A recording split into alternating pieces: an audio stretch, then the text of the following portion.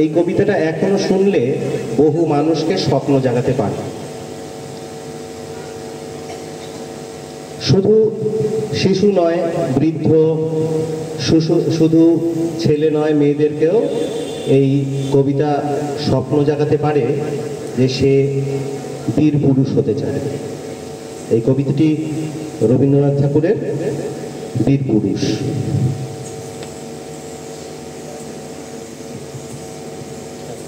Hello hello hello hello hello hello বিশ্বকবি রবীন্দ্রনাথ ঠাকুরের বীর পুরুষ। মনে করো যেন বিদেশ ঘুরে মাকে নিয়ে যাচ্ছি অনেক দূরে। তুমি যাচ্ছ পালকিতে মা চড়ে, দরজা দুটো একটু কুফাক করে। আমি যাচ্ছি রাঙা ঘোড়ার পরে, টকবগিয়ে তোমার পাশে পাশে। রাস্তা থেকে ঘোড়ার খুঁড়ে খুঁড়ে রাঙা ধুলোয় মেঘ ঘুরিয়ে আসে। সন্ধে হলো, সূর্য নামে পাটে, এলেম যেন জোড়া দিঘির মাঠে। ধুধু করে যেদিক পানে চাই, কোনোখানে জনমানব নাই। তুমি যেন আপন মনে তাই ভয় পেয়েছ, ভাবছ এলেম কোথা। আমি বলছি ভয় করো না মাগো, ওই দেখা যায় মরা নদীর সোতা। চোর কাটাতে মাঠ রয়েছে ঢেকে, মাঝখানেতে পথ গিয়েছে বেঁকে। গরু বাছুর নেই তো কোনোখানে, সন্ধে হতেই গেছে গায়ের পানে। আমরা কোথায় যাচ্ছি কে তা জানে, অন্ধকারে দেখা যায় না ভালো। তুমি যেন বললে আমায় ডেকে, দিঘির ধারে ওই যে কিসের আলো। এমন সময় হারে রে রে রে রে, ওই যে কারা আসছে ডাকছে রে।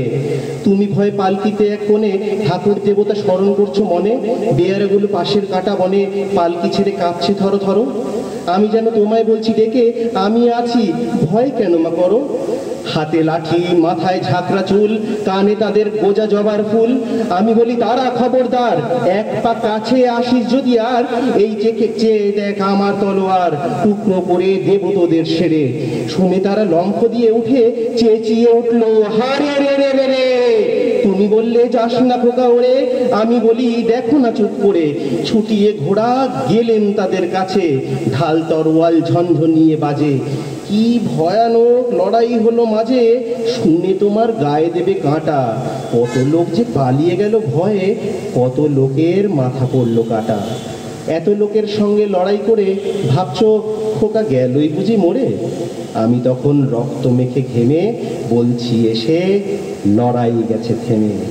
তুমি শুনে পালকি থেকে নেমে চুমো খেয়ে নিচ্ছ আমায় কোলে। বলছো ভাগ্যে খোকা সঙ্গে ছিল, কি দুর্দশাই না হতো না হলে। রোজ কি কত কি ঘটে যাহা তাহা, এমন কেন সত্যি হয় না আহা। ঠিক যেন এক গল্প হতো তবে, শুনতো যারা অবাক হতো সবে। দাদা বলতো কেমন করে হবে, খোকার গায়ে এত কি জোর আছে। পাড়ার লোকে বলতো সবাই, শুনে ভাগ্যে খোকা ছিল মায়ের কাছে। এই স্বপ্ন দেখে দেখিয়েই কবিরা পরের প্রজন্মকে তৈরি করে। কবি বা যে কোনো শিল্পী, তারা তাদের অবদান আমাদের কাছে অনস্বীকার্য।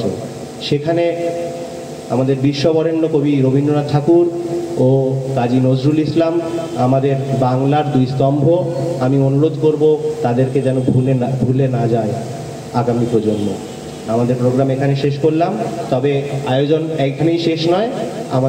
আমরা সবাইকে অনুরোধ করব আধারে গিয়ে